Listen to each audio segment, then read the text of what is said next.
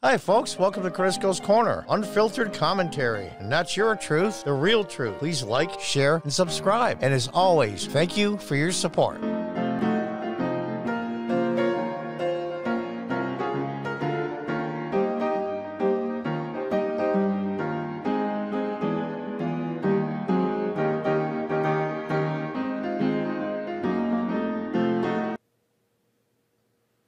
Welcome back from timcast.com.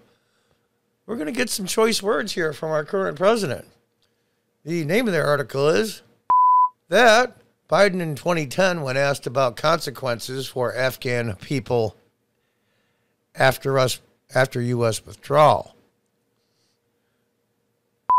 that we don't need to worry about that, Biden said. F that.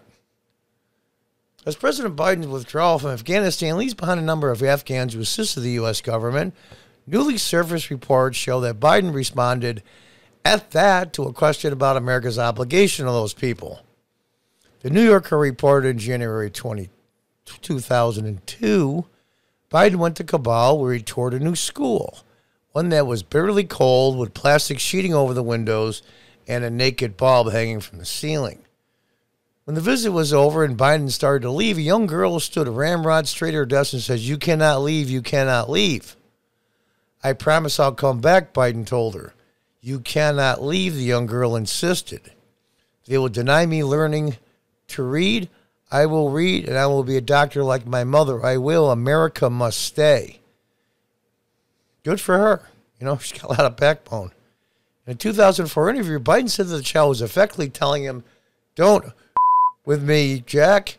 You got me in here. You said you were going to help me. You better not leave now." According to The Atlantic, when Biden was vice president, he told Richard Holbrooke, Obama's special representative for Afghanistan and Pakistan, that the U.S. had to leave Afghanistan regardless of the consequences for women or anybody else.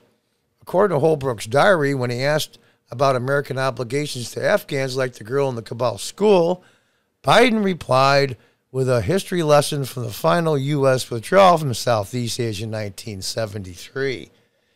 And I quote, "That we don't need to worry about that. We did it in Vietnam. Nixon and Kissinger got away with it." And there it is. There it is. President Biden said a lot of things when he was senator. And this is the part I know they're tribalists. I know that the progressives and leftists are beyond saving. I know this. But why in the world all the horrible things, not just this, that President Biden has said in the past as a senator and as vice president, not come back to bite him in the ass? Why?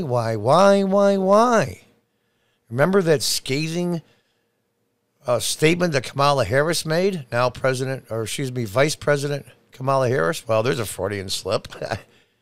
Said on the debate stage during the Democratic primaries, call them a racist right out. I don't get it. I don't get it. You know, it's the weird thing about people. People, especially the hardcore Democrats, very high percent of African American, Hispanic American vote for Democrats. I'm not saying they all do, and they don't think alike. That's not what I mean. But they still, in over majority numbers, vote for Democrats. I just don't get it. It's the ironic part of being a human being, that we're so set in our ways and we hate change. But at the exact same time, we are the only species on this planet that's the most adaptable of anything that's lived on this planet to date. We are the most adaptable to any situation, any climate, any change. But yet we resist change at every moment. It's the damnedest thing. Let's get back to the story. Biden's response was reminiscent of the disdain he showed for South Vietnamese people who helped the U.S. government. In 1975, at the time a 32-year-old first-term senator from Delaware, I was a year out of high school in 1975, said that he would not vote for sending U.S. troops to evacuate Americans if it included evacuating a single South Vietnamese refugee. Oh, really? Oh, really? Let me try that again. He said he would not vote for sending U.S. troops to evacuate Americans, even if it included evacuating a single South Vietnamese refugee. All you Biden voters out there, I know you're not all evil, I get it. I'm talking to the ones that are brainwashed so I can piss them off if they see this. You morons voted for this guy because you hated Donald Trump so much. You know, the only ones that got screwed out of this whole thing are the American people. The Democrats self-destruct. The Republicans aren't much better. Not all of them, but most of them, their only take is, look at what the Democrats are doing. Stop, stop, stop. And they win by default because the Democrats shoot themselves in the foot every time because they go too far. Trump got them all mixed up. When I say mixed up, all churned around, and they didn't know what to do, and so they just lashed out like children. He's getting the last laugh out of this whole thing. This is a quote also from Biden. I feel put upon in being presented in an all or nothing number, Biden sent April 14th, 1975.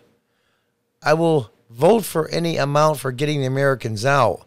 I don't want it mixed with getting the Vietnamese out. Again. Yeah. Did you even know who you were voting for? My God, my God. Trump has said things that were twisted out of context concerning immigrants, illegal and otherwise. This guy came right out and said it. And nobody called him a name. Nobody said a word. Unbelievable. A few days later, Biden objected to a bill because it would also, and I quote, it would also authorize evacuation of endangered foreign nationals. Continuing the quote, I do not believe the United States has an obligation, moral or otherwise, to evacuate foreign nationals other than diplomats of third world countries. Biden added, and I quote again, the United States has no obligation to evacuate one or 100,001 South Vietnamese. I'm making fun of this because no one's paying attention. No one cared. No one cared. Nobody. I remember and I actually met Bill Clinton once briefly.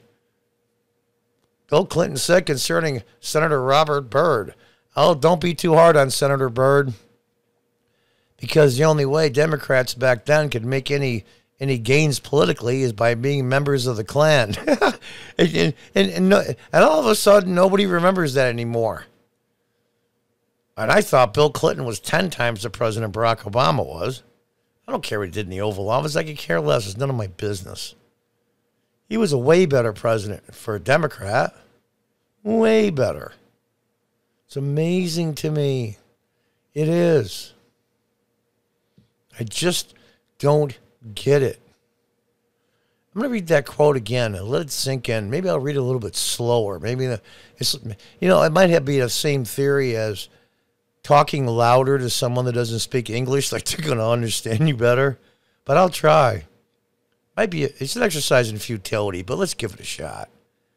I do not believe the United States, I'll do my PBS voice, has an obligation, moral or otherwise, to evacuate foreign nationals other than diplomats of third countries. Biden added, the United States has no obligation to evacuate one or 100,001 South Vietnamese. Amazing, amazing, amazing.